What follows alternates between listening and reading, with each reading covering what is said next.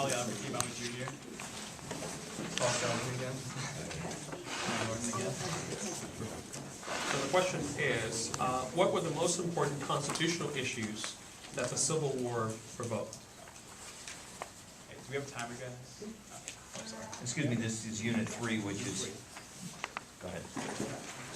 So Unit 3, how has the Constitution been changed to further the ideals contained in the Declaration of Independence? So what were the most important constitutional issues that the Civil War provoked? So the Civil War clearly provoked some issues with the Constitution. So as president, Lincoln believed that it was his duty to defend the Constitution. But what he believed even more strongly was that he needed to preserve the Union. So he did, presidential power was an issue that was provoked by the Civil War.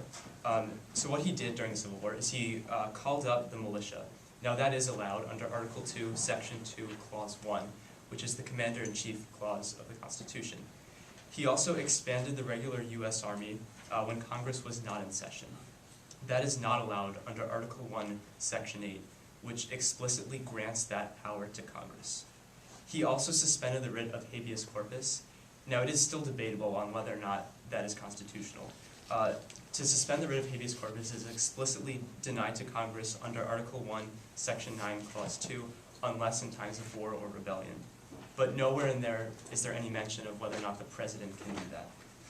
So it is not clear on whether or not it is constitutional for the president to suspend the writ of habeas corpus. And Lincoln actually said that are all the laws but one to go unexecuted and the government itself to go to pieces, lest that one be violated. Which ties back into the idea that Lincoln believed he had to do what was necessary to preserve the Union, even if it meant a momentary break from the Constitution. And two other issues that were provoked were slavery and secession, but my partners will talk more about those. Now, the Civil War itself did resolve some constitutional issues, such as those of slavery and the oppression of blacks. With the Emancipation Proclamation and the 13th Amendment, the slaves were freed, but that wasn't enough in the South because the now freed slaves were still being oppressed by the Southerners. So the Constitution then passed the 14th and 15th Amendments, which further guaranteed the rights of the blacks. And the Civil War also resolved the issue of the feasibility of secession, so to speak. But whether it was constitutionally allowed is still debatable. As my partner said, the 13th, 14th, and 15th Amendments were all amendments passed to help right the wrongs of slavery and African American rights. However, it is one of the things that was not completely resolved. We saw black codes, literacy tests, poll taxes, and the grandfather clause, and the true Civil Rights Act going into the late 60s with Dr. Martin Luther King wasn't really addressed until 100 years later. Along with this, another thing that wasn't completely addressed and completely finalized in the Civil War yet was the issue of presidential power. The War Powers Act of 1941 gave FDR a lot more power, so he could go out and finish World War II. However, the War Powers Resolution of 1973 took a lot of that power away and put restrictions on Nixon so that he couldn't do things without the resolution of Congress. Now, the reasoning behind this quandary of presidential power is because war is evolving. And the framers couldn't possibly have seen things like that we have today, like drone strikes. Drone strikes is a very pressing issue right now, whether the constitutionality of that. However, as war keeps evolving, we see new things. So the wartime powers of the president, both domestically with insurrectionists for foreign policy, as well as African American rights, were two of the things that were not completely addressed at the end of the Civil War. Thank you. So in the state of war, can the president do whatever he wants? You mentioned drone strikes. Can he do whatever he wants when we're in a state of war?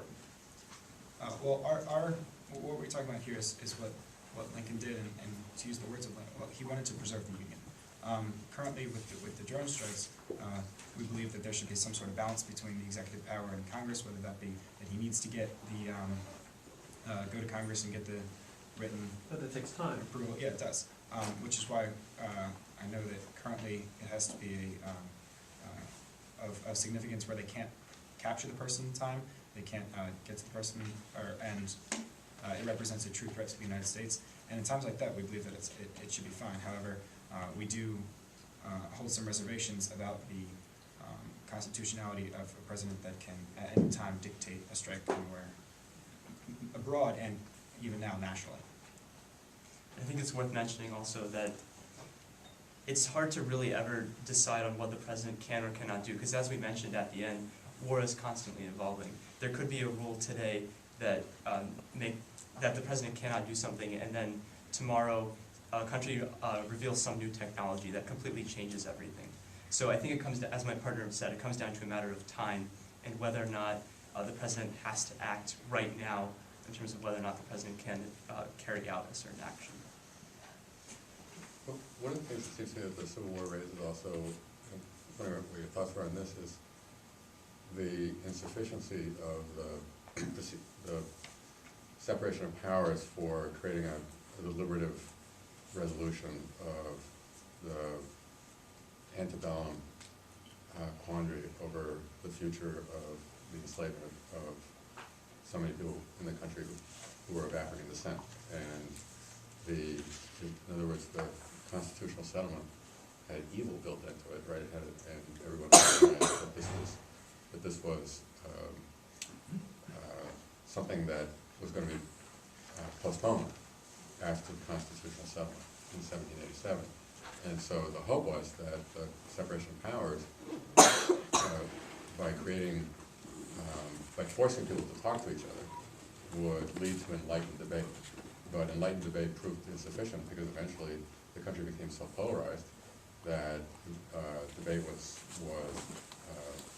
widely recognized as inadequate to the depth of the disagreements that existed in 1860. And so I'm wondering if you could talk about, are there any parallels that you see between the degree of polarization that existed in the late 1850s and 1860s and today, and are the separation of powers adequate to some of our moral disagreements that exist today? Well, we see a lot of parallels between that polarization. I know that the 112th Congress passed less legislature than any Congress before it due to this complete opposite spectrum scenario. However, one of the issues that was addressed in the Civil War is the secession based on really the one more non-slave state adding to the Union, which kind of tipped the balance of slave states to non-slave states. So while you have this polarized Union, you now have a little bit more on the side of the non-slave states. And one thing that we... I need to correct you there. Actually, the Kansas-Nebraska Act did not bring in free states. The problem with the Kansas-Nebraska Act, which is why the Republican Party was formed, was that it broke the balance rule and raised the possibility of slavery becoming national. That's what you said. Yeah. You said it ended up with one more slave state. No, I non-slave state. thought I heard you say non-slave state. Oh, okay. I'm sorry. Yeah, no, that's, okay, right, okay, so it's an important, in other words, someone's gonna catch you if you say that the balance, when the balance rule got broken, it tipped the Union in favor of free states.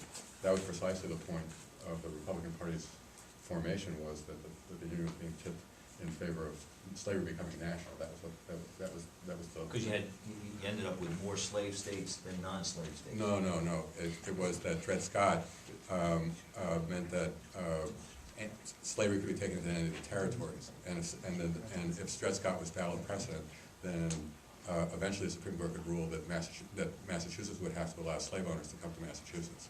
So that's what the balance, when the balance rule was broken, it was seen by anti-slavery forces as a pro-slavery result that was going to make slavery national.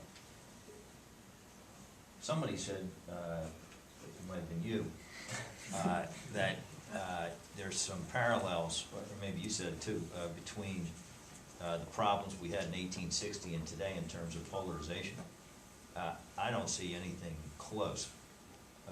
Back then, the entire economy of the South and parts of in England were focused very, very much on slavery, and without slavery, they couldn't make any money, as proven by the following 30, 40 years, whatever. Now, while we have some serious issues and lots of disagreements, I don't think that these issues, I think a lot are generated by people who feel they've lost a lot of economic power, but there's not the same institutional differences between, in how people feel. I think it's more cultural. You guys want to respond to that? If that made sense? Yeah, yeah.